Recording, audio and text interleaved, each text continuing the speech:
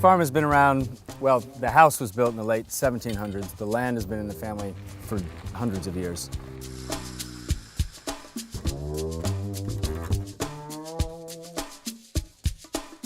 If you can cook bacon in a skillet, then you can make this recipe. You chop it, you crisp it up, you whisk together an egg with some water, vinegar, sugar, salt, and pepper, and cook that in the bacon fat. Then you dump it over your greens. When you get to the end of it, you take a bite and you can't believe that there's actually that much flavor there. We get so used to the idea that all our food has to come from the grocery store. That's not true at all. We've kind of lost touch with the fact that around us, there's food growing everywhere.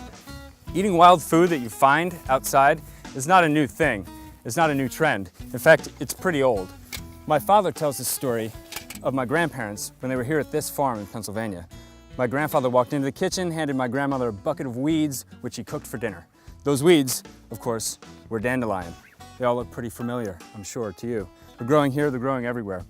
The problem is, once it's gone to flower, it's way too bitter, even when you cook it, to eat. So we need to find plants that haven't gone to flower yet.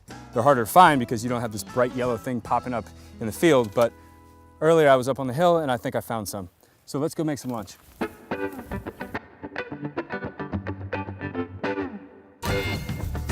This is what we're looking for right here. Some dandelion has kind of like these scraggly leaves on it.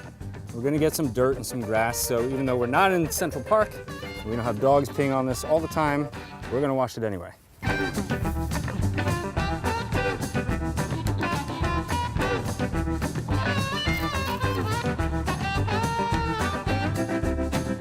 All right, so we're back from the field, got our dandelion. I picked through all the grass, rinse this off quickly. That should do. And then I'm gonna cook some bacon. Got some really smoky bacon here. It's going to basically provide the depth of flavor and the fat for the vinaigrette. I'm just gonna coarsely chop it. I'm using a cast iron skillet. All I wanna do is cook this bacon until it's crispy. It'll take 5 to 6 minutes, something like that. Then once it's crispy, I'll take it out, but I'm gonna leave all the bacon fat in the skillet because that's what's going to be the base of our vinaigrette. It's gonna act like olive oil does. In the meantime, 1 egg, about 1/3 cup of water,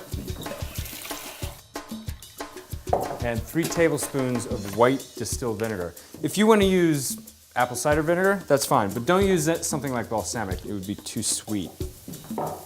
About 1 tablespoon of sugar, and 1/2 teaspoon of salt.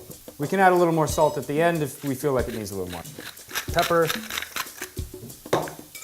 and then whisk it together. So our bacon's nice and crispy. This whole room smells like hickory smoke, which is kind of awesome. I'm gonna transfer this bacon to some paper towels to drain, and I'm using a slotted spoon here because I wanna keep all the fat in the skillet. Now, I'm gonna take this off the heat, let it cool down for just a second, and then I'm gonna take this egg mixture that we whisked together and cook that in the bacon fat.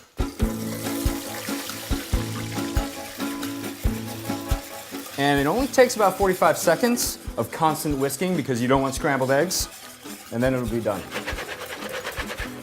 So, we need to toss it now with our dandelion greens. Any bitterness that they have, even though these are young, will disappear. Don't forget the bacon that we cooked. Over the top. Every time I have this, it reminds me of being here with my grandparents. The smell of the bacon filling up the house, and it is the perfect use of dandelion greens that you can collect outside.